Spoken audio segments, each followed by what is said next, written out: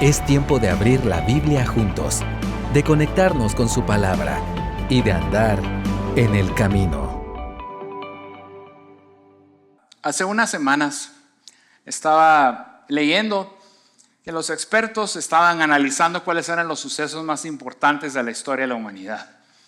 Algunos afirman que uno de los sucesos más importantes es la caída de Constantinopla. Cuando finalmente cayó el Imperio Romano del Este, eso causó muchas cosas. Las vías de comercio hacia Oriente se perdieron. Y entonces, buscando cómo realizar el comercio, es que Cristóbal Colón hizo la propuesta de venir a América y también hubo un renacimiento del arte en toda Europa. Fue un suceso muy importante. Otros dicen, no, el suceso más importante es la independencia de los Estados Unidos de América. Porque eso trajo una nueva forma de realizar el Estado. Hay democracia, la división de poderes, y muchos han imitado, otros países han imitado esa forma de gobierno. Otros afirman que no, es la Segunda Guerra Mundial, porque eso trajo muchos cambios, las Naciones Unidas, la globalización. Nosotros los creyentes sabemos y entendemos cuál es el suceso más importante de la historia. Es la resurrección del Señor Jesucristo. Porque eso cambia a la humanidad. En el sentido de que si creemos en Cristo y creemos que resucitó, entonces tenemos vida eterna. La resurrección es el suceso más importante. Justamente de la resurrección es lo que habla Juan 20, que es el pasaje que vamos a estar estudiando esta mañana. ¿Por qué no lo buscamos en nuestras Biblias o dispositivos electrónicos? Juan capítulo 20. En este capítulo se describen los sucesos alrededor o después de la resurrección del Señor Jesucristo. Juan capítulo 20. Si recordarán, el año pasado iniciamos el estudio del Evangelio de Juan. Ya estamos por culminarlo este mes, solo nos queda ya 4 domingos para culminarlo, y hoy vamos a ver la primera parte del capítulo 20 de Juan, de los versículos 1 al 18.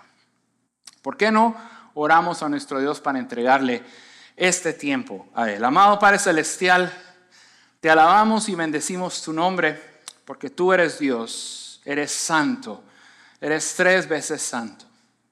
Gracias, Señor, por la oportunidad que tenemos esta mañana. La primera vez este año que nos podemos reunir. Gracias por la libertad que tenemos para hacerlo. Gracias, Señor, por permitirnos estar aquí como iglesia, como comunidad.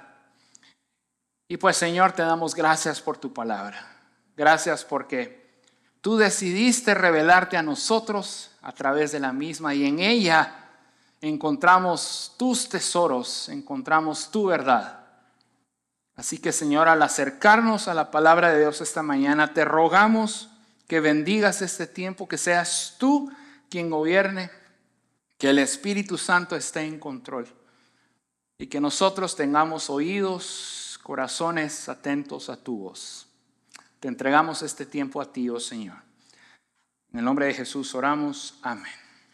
Muy bien, vamos a dividir nuestro pasaje de esta mañana en 2. Vamos a iniciar leyendo de los versículos 1 al 10 de Juan 20. Dice: el primer día de la semana, María Magdalena fue temprano al sepulcro, cuando todavía estaba oscuro, y vio que la piedra ya había sido quitada del sepulcro. Entonces corrió y fue a donde estaban Simón Pedro y el otro discípulo a quien Jesús amaba, y les dijo: se han llevado al Señor del sepulcro y no sabemos dónde lo han puesto. Salieron pues Pedro y el otro discípulo y fueron hacia el sepulcro. Los dos corrían juntos, pero el otro discípulo corrió más aprisa que Pedro y llegó primero al sepulcro. E inclinándose para mirar adentro, vio las envolturas de lino puestas ahí, pero no entró. Entonces llegó también Simón Pedro tras él. Entró al sepulcro y vio las envolturas de lino puestas ahí, y el sudario que había estado sobre la cabeza de Jesús, no puesto con las envolturas de lino, sino enrollado en un lugar aparte. También entró el otro discípulo, el que había llegado primero al sepulcro, y vio y creyó. Porque todavía no habían entendido la escritura de que Jesús debía resucitar de entre los muertos. Los discípulos entonces fueron de nuevo a sus casas. La resurrección de Cristo sucedió el primer día de la semana, domingo.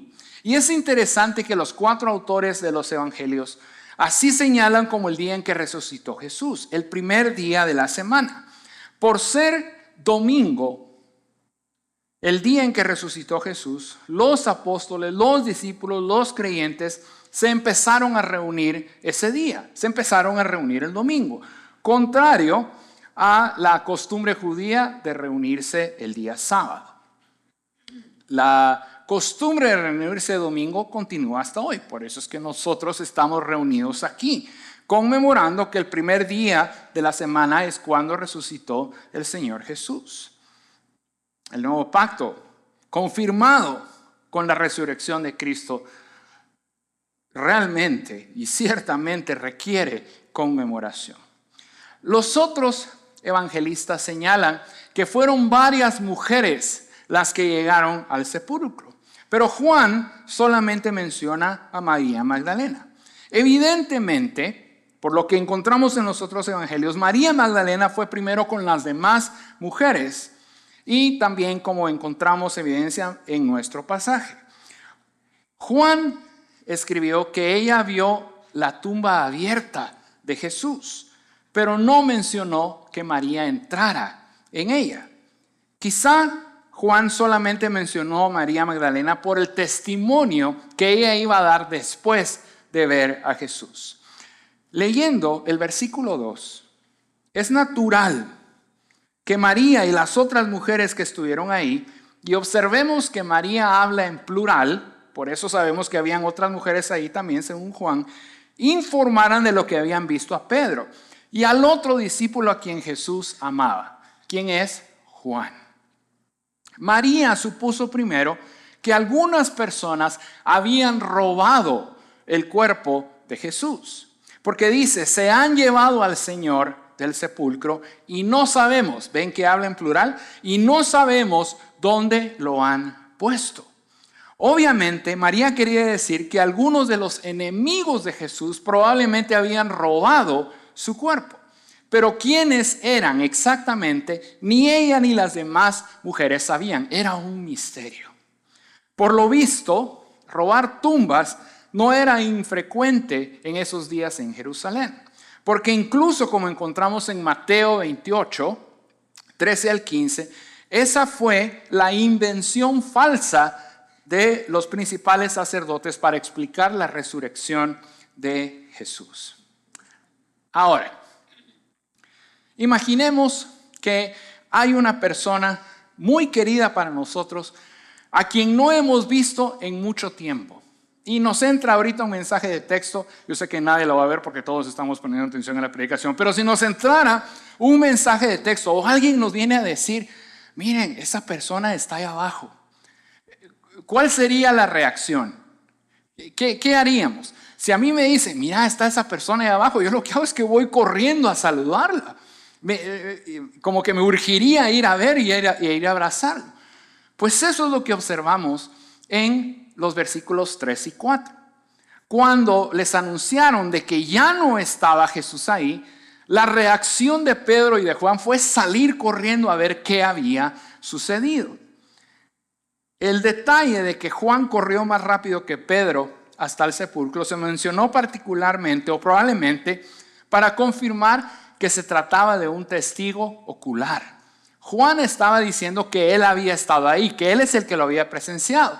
Pero utiliza no diciendo yo lo vi en primera persona, sino haciendo referencia a Juan como la persona a quien Jesús amaba en tercera persona, que era la costumbre literaria de ese entonces. No hablar en primera persona, no escribir en primera persona, sino haciendo referencia a sí mismo en tercera persona. También demuestra que estos discípulos no se habían llevado el cuerpo de Jesús. ¿Qué fue lo que vieron al llegar? El versículo 5 nos indica que Juan vio las envolturas de lino que antes habían cubierto el cuerpo de Jesús y estaban en la tumba, tendidas en la tumba. Ahora, si nosotros analizamos, si asaltantes se hubieran llevado el cuerpo de Jesús, no hubieran dejado ese lino ahí. Si nosotros recordamos quiénes fueron los que lo envolvieron, fueron José de Arimatea y Nicodemo, que eran personas de posibilidades económicas. El lino tenía mucho valor. ¿Por qué si alguien iba a robar el cuerpo de Jesús, iba a dejar el lino ahí? No tenía sentido. En Juan 19:40 vemos que así es como fue envuelto en Jesús. Pero Juan no entró a la tumba. Sí logró ver las ropas funerarias de lino, pero lo vio desde afuera. Los versículos 6 y 7 observamos que cuando Pedro llegó a la tumba, momentos después, él sí entró en ella. A lo mejor porque quería comprobar qué es lo que había pasado, sin importarle las consecuencias. Varios comentaristas mencionan que tiene mucho que ver la personalidad de cada uno. Algunos se animan a hacer unas cosas, otros no. Pedro vio no solo las ropas funerarias de lino, sino también un paño facial que se había colocado para cubrir la cara de Jesús o la cabeza de Jesús, que es llamado sudario. La distancia entre el sudario y las demás envolturas, y vemos que Juan así lo describe, que no estaban en el mismo lugar, sino que estaban separados, y el cuidado con que alguien había colocado el sudario era inusual. Evidentemente Jesús ya no estaba allí, pero alguien había estado ahí. Nuevamente, un asaltante de tumbas no se habría tomado la molestia de doblar el sudario y colocarlo. Tampoco lo habrían hecho los amigos de Jesús para retirar el cadáver. Si eso hubiera sucedido, lo que hubieran hecho es llevarse todo. ¿Para qué dejar el lino fino? ¿Para qué dejar el sudario? Se habrían alejado de la tumba lo más rápidamente posible para evitar ser detenidos por los guardias. Ahora, nosotros hemos oído historias de cuando ladrones entran a una casa. Recientemente nos enteramos con mi esposa que alguien entró a una casa, unos ladrones obviamente, y los dueños de la casa cuando entraron vieron todo desordenado. Como que le hicieron a prisa y salieron corriendo. La escena que describe Juan de la tumba de Jesús no es nada similar a las historias que uno oye de cómo es que actúan los ladrones. El lino fue dejado, que no tiene sentido porque tenía mucho valor, y el sudario fue cuidadosamente doblado y dejado. Tampoco tiene sentido. Ahora, no está claro si el sudario yacía donde había estado la cabeza de Jesús, pero lo que está claro es que alguien lo había dejado y lo había doblado con mucho cuidado. En el versículo 8 vemos que animado por la audacia de Pedro, Juan entró también a la tumba. Ahí vio la prueba de la desaparición de Jesús. ¿Y cuál fue la consecuencia? ¿Qué nos dice Juan? Vio y creyó. Creyó que Jesús estaba vivo, había resucitado. Aunque en ese momento, y el propio Juan lo confiesa, lo escribe así, no habían entendido que las escrituras ya habían establecido que eso es lo que iba a suceder. Juan registró cuidadosamente que los discípulos que vieron a Jesús creyeron en él, como veremos y estudiaremos más adelante en este capítulo 20 de Juan. Esto obviamente no solo fue la confirmación de la fe de Juan, sino que fue la base para su fe. Más adelante en su vida, Juan escribió en una carta que nosotros conocemos como 1 Juan lo siguiente. Dice 1 Juan 1:1. Lo que existía desde el principio, lo que hemos oído, lo que hemos visto con nuestros propios ojos, lo que hemos contemplado y lo que han tocado nuestras manos, esto escribimos acerca del verbo de vida. La fe de Juan descansaba en lo que había visto y fue aumentada conforme pasó el tiempo. Más tarde, él y los demás discípulos que vieron a Jesús tendrían razones adicionales, porque no solo lo vieron, lo tocaron. Estos discípulos, al haber sido confirmada su fe de tal forma, estuvieron dispuestos a ir por todo el mundo, anunciando el evangelio y dando su vida por la fe. Nuevamente, si ellos hubieran robado el cuerpo de Cristo, ¿qué sentido tendría dar su vida por una mentira? Vieron a Cristo resucitado, creyeron en Él y estuvieron dispuestos a dar su vida por esa verdad. Algo que debemos tener claro nosotros también es que la resurrección de Jesucristo no fue un suceso que no había sido predicho. El propio Señor Jesucristo se lo había advertido, se lo había enseñado a sus discípulos en varias ocasiones, como podemos comprobar en todos los evangelios. Pero también la resurrección de Cristo cumplió las profecías que están en la palabra de Dios. Les doy 4. El Salmo 16, el Salmo 110, Isaías 53, versículos 11 y 12 y Oseas 6, 2.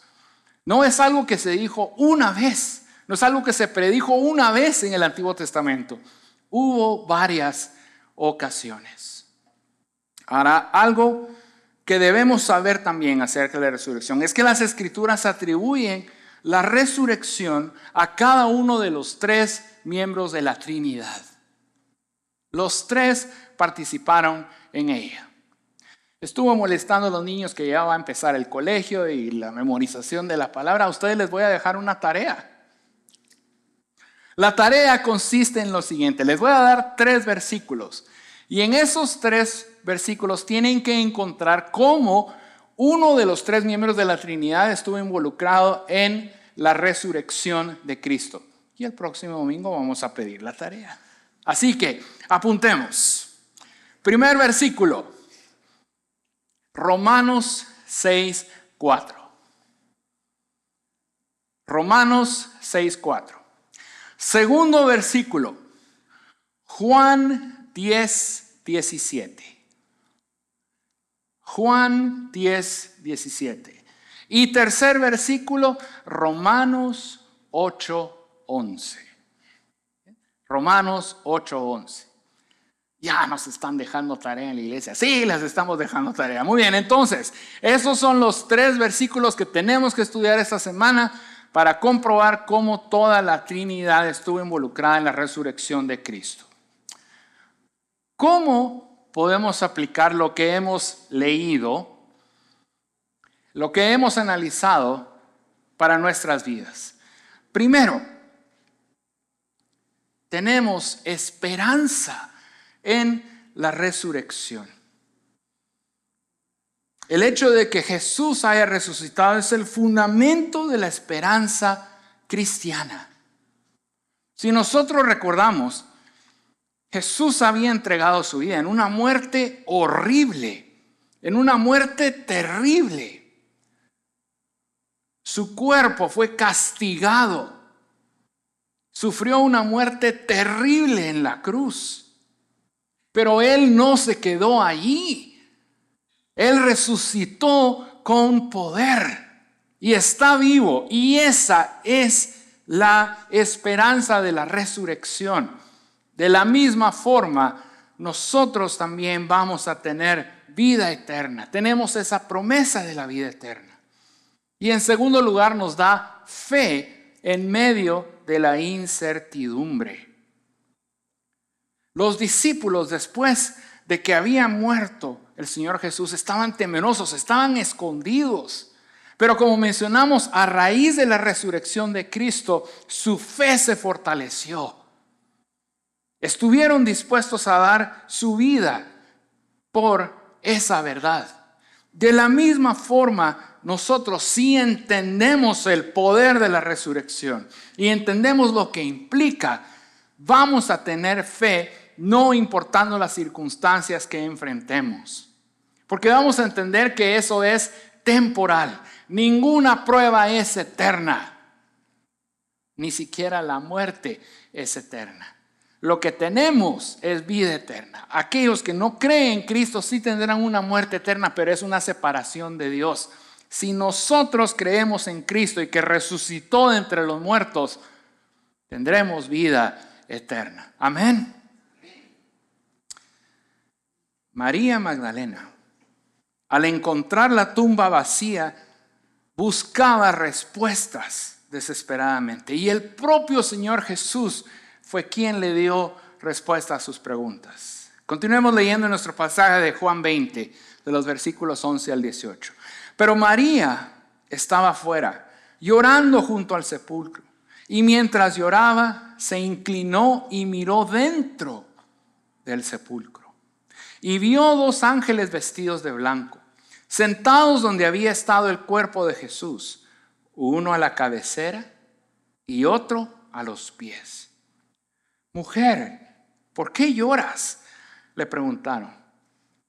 Porque se han llevado a mi Señor y no sé dónde lo han puesto, les contestó ella.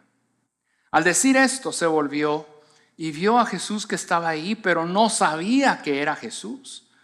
Mujer, ¿por qué lloras?, le dijo Jesús. ¿A quién buscas?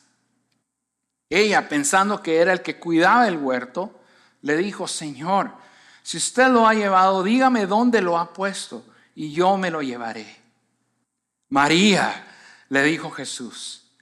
Ella, volviéndose, le dijo en hebreo: Rabuní, que quiere decir maestro.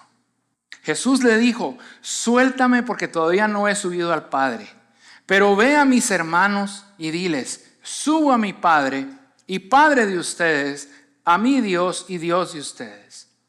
María Magdalena fue y anunció a los discípulos: he visto al Señor, y que Él había dicho estas cosas. Esta es la primera de las 4 apariciones de Jesús después de la resurrección que Juan incluyó en su evangelio. Juan no mencionó la aparición de Jesús a las otras mujeres después de su aparición a María Magdalena, como encontramos en Mateo 28, versículos 9 al 10. Pero en el versículo 11, al parecer, María Magdalena había regresado a la tumba vacía después de que ella misma había informado a Pedro y a Juan de que Jesús ya no estaba ahí. Quizá regresó con ellos, un poco atrás obviamente porque ellos venían corriendo. Juan la presentó como permaneciendo ahí después de que Pedro y Juan se marcharan. Ella se quedó viendo. Evidentemente, las otras mujeres también habían abandonado el sepulcro cuando se produjo este incidente. María seguía afligida por la muerte de Jesús y oraba por la desaparición del cuerpo de Jesús. Aún no se había dado cuenta o no quería darse cuenta de que Jesús había resucitado. Y entonces, como vemos, se asomó al sepulcro por segunda vez. Ahora, como podemos comprobar en el versículo 12, la tumba era lo suficientemente grande como para albergar a 2 ángeles, que posiblemente eran del tamaño de un ser humano. Los ángeles estaban sentados a ambos lugares donde había estado colocado el cuerpo de Jesús. Los autores de los evangelios realmente no describen cómo es la estructura de la tumba, pero la verdad no tiene mucha importancia. Tiene mucha más importancia que había 2 ángeles ahí y cómo es que ellos estaban sentados. Si nosotros recordamos el arca del pacto, del primer pacto, era una caja de oro. ¿Y qué había encima del arca. 2 querubines en los extremos. Estos ángeles, después de que se había confirmado el nuevo pacto con la resurrección del Señor Jesús, cada uno estaba sentado en un extremo. Los querubines estaban al lado del propiciatorio. María obviamente vio a los ángeles. Y el pasaje paralelo es Lucas 24.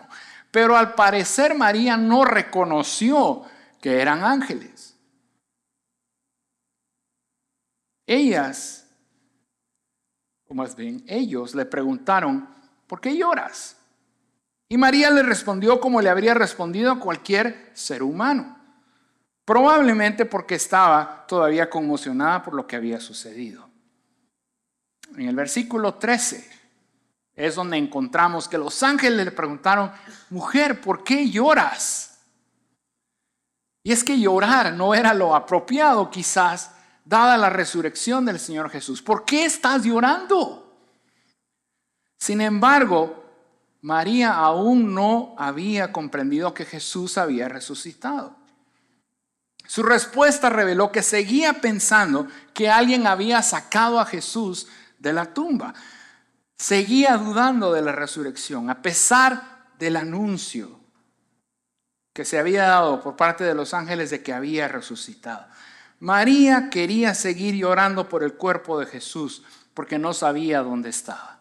Ahora es muy fácil juzgarla. Muy fácil decir, pero ¿qué le pasa? ¿No está viendo que ahí no está Jesús? ¿Y por qué sigue llorando? Nosotros somos iguales, mis hermanos. Cuando estamos a veces en una prueba, en un problema, vemos que Dios nos está dando la salida y seguimos ahí, sufriendo, llorando. A veces hemos pasado por algo en el pasado que es muy duro, que es muy difícil, y yo no me atrevo a decir que entiendo las pruebas de cada uno de ustedes. Pero lo que sí sé es que Dios da esperanza, y Dios da consuelo, y Dios da sanidad. Dios restaura. Si has pasado por algo terrible en el pasado, Dios puede darte restauración. No hay necesidad de seguirnos hundiendo en lo que ha pasado en el pasado. No es necesario. Podemos tener puestos nuestros ojos en Jesús, que es el autor de nuestra fe. De ahí viene nuestra esperanza, de ahí viene nuestro consuelo, de ahí viene nuestra restauración. Continuamos en el versículo 14. La casi histeria de María también podría explicar que al principio no reconociera a Jesús. Al parecer, salió de la tumba o estaba cerca de la tumba, se dio la vuelta y vio que Jesús estaba parado ahí. Lo miró, pero no reconoció que era él. Ahora, un comentarista menciona que el hecho de que se apareciera a María en lugar de uno de sus discípulos, o incluso Caifás o Pilato, es significativo. Ningún autor judío del mundo antiguo habría inventado una historia siendo el primer testigo una mujer. Además, es posible que Jesús se presentara primero a María porque ella había mostrado que lo estaba buscando con anhelo. Antes de su muerte, cuando él murió, ella estaba como testigo, presenció la crucifixión y ahora llegó muy temprano en la mañana para ver la tumba. Ella lo estaba buscando. Y vemos en el versículo 15 que Jesús se dirigió a esta discípula desconsolada. Y lo interesante es que le hizo la misma pregunta que le habían hecho los ángeles. Estas fueron las primeras palabras registradas de Jesús tras la resurrección. Estas palabras combinaron compasión y un leve regaño. Le preguntó, mujer, ¿por qué lloras? También le preguntó a quién buscaba como preparación para revelarse a sí mismo. Pero María, si observamos, no respondió ninguna de las dos preguntas. Su dolor ya estaba acercándose a lo irracional. Ahora, si nosotros lo pasamos a vocabulario actual, diríamos, ¡qué dramática! Drama queen. Sigue y sigue llorando, sigue pidiendo el cuerpo de Jesús. Muchos comentaristas mencionan que también hay que tomar en cuenta un aspecto cultural. Las emociones en el Medio Oriente están a flor de piel. Basta con ir a un mercado en Medio Oriente cuando hay un desacuerdo, los gritos y las cosas que se dicen y los alaridos y se rasgan las vestiduras, sigue siendo lo mismo. Quizá era cultural la actitud de María Magdalena. Ahora, podríamos defenderla también afirmando que parece que había algo distinto en el cuerpo resucitado de Jesús, que dificultaba su reconocimiento inmediato, como encontramos en otros evangelios, en Marcos, en Lucas.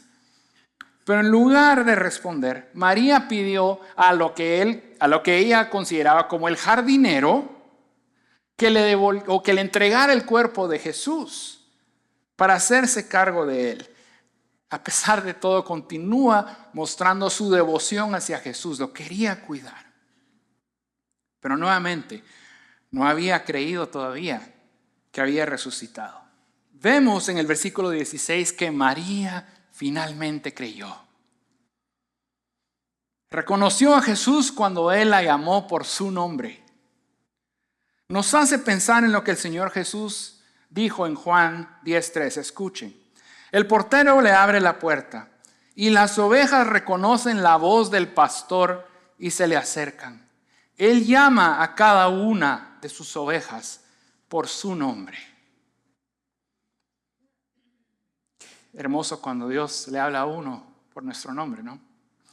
María respondió cuando Jesús la llamó por su nombre. ¿Cuál fue la respuesta de María? Raboni, maestro. María pasó de las profundidades de la desesperación, de la tristeza en sus emociones, a la cima de la alegría en un segundo. ¿Es que se imaginan ver al Señor Jesús? Todos, pienso yo, los que hemos creído en Él, nuestro más grande anhelo es verlo cara a cara. Qué privilegio para María Magdalena, que fue la primera que lo vio cara a cara. Qué bendición. Las siguientes palabras de Jesús en el versículo 17 nos ayudan a comprender que María probablemente se postró ante Jesús y lo abrazó, porque dice que se aferró fuertemente, como encontramos en el original. Las palabras de Jesús, suéltame porque todavía no he subido al Padre, son difíciles de interpretar, según muchos comentaristas. La razón más probable por la que debía soltarle es de que Jesús todavía no había ascendido, no había regresado al Padre. Solo en el cielo es cuando creyentes amorosos podemos aferrarnos a Cristo por siempre y siempre. Precisamente en ese sentido es que Jesús le da una instrucción a María.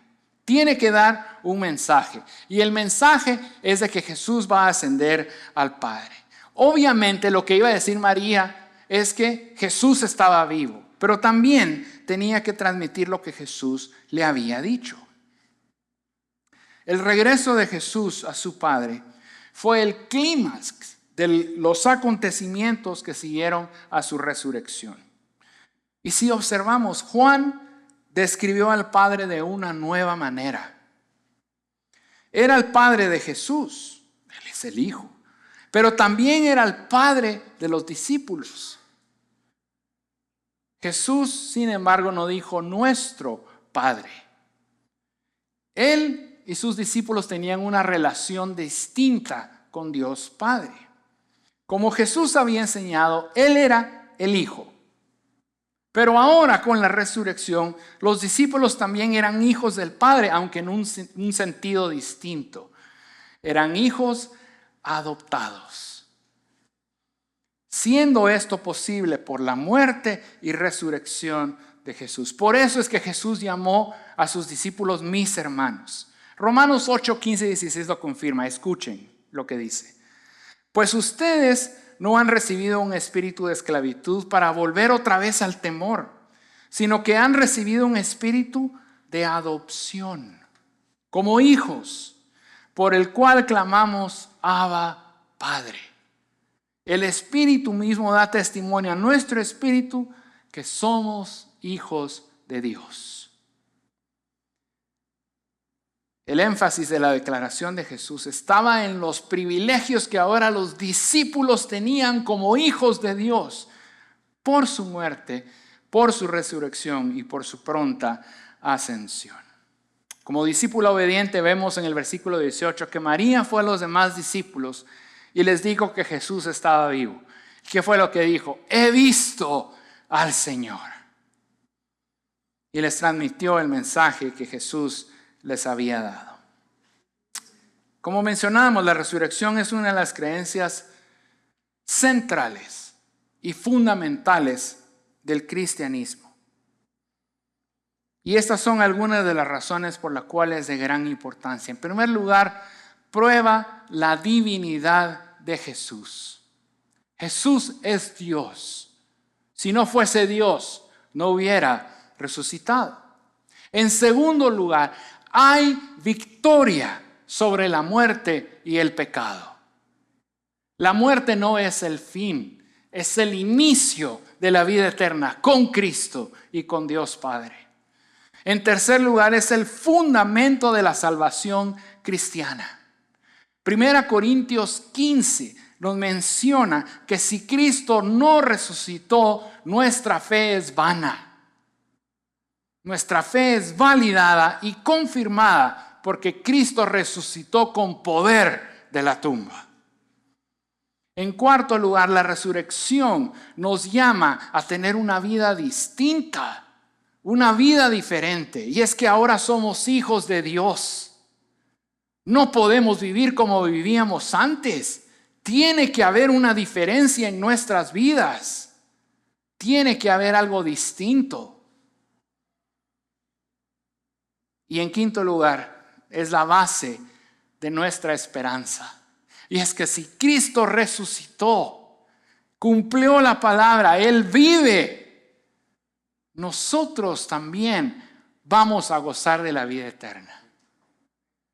Y Él regresará con poder por nosotros. Al inicio mencionaba lo que muchos consideran los sucesos más importantes de la historia. Nada se compara con la resurrección poderosa del Señor Jesucristo.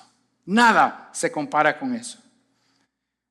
Conociendo y sabiendo esa verdad y aprovechando que estamos iniciando un nuevo año, ¿por qué no la resurrección de Cristo y lo que significa e implica para nuestra vida es lo que modela, lo que dirige, lo que permea nuestra vida este año?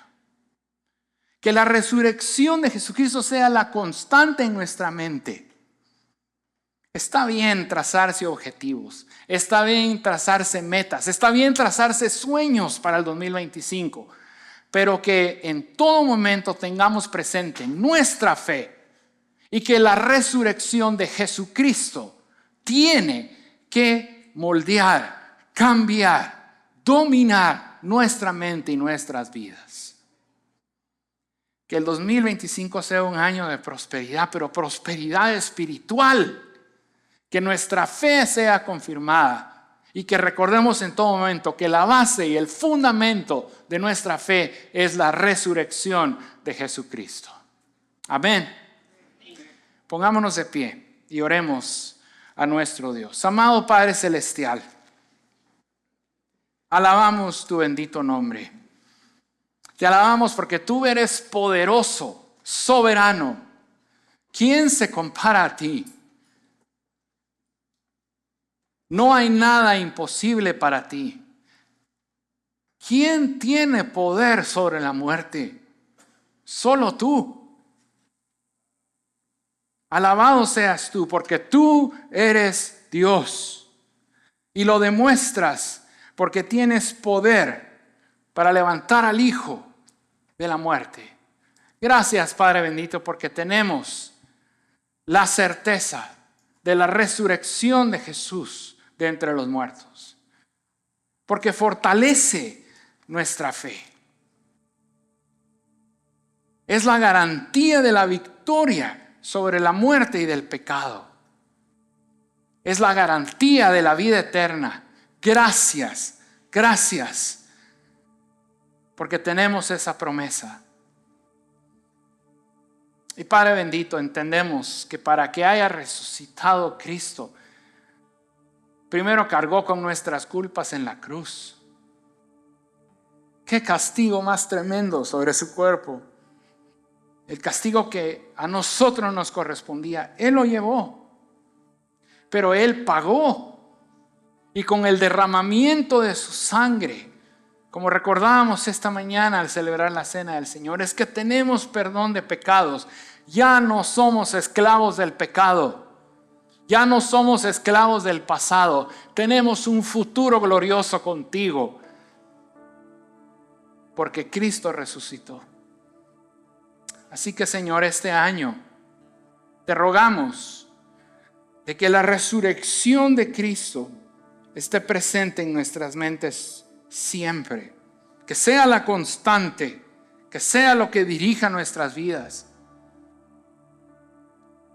Sabiendo de que Cristo resucitó, ascendió al Padre, pero vendrá nuevamente. Oh Jesús, ven pronto. Ven pronto por nosotros.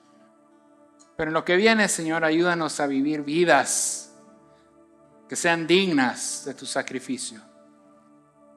Aleluya. Gloria a Dios, Cristo resucitó. Creemos en eso. Creemos firmemente en eso. Alabado seas tú, Señor, por los siglos de los siglos. Amén. Gracias por acompañarnos hoy. Esperamos que vuelvas y sigas conectado con la palabra. También te invitamos a que nos sigas en nuestras redes sociales. Hasta pronto.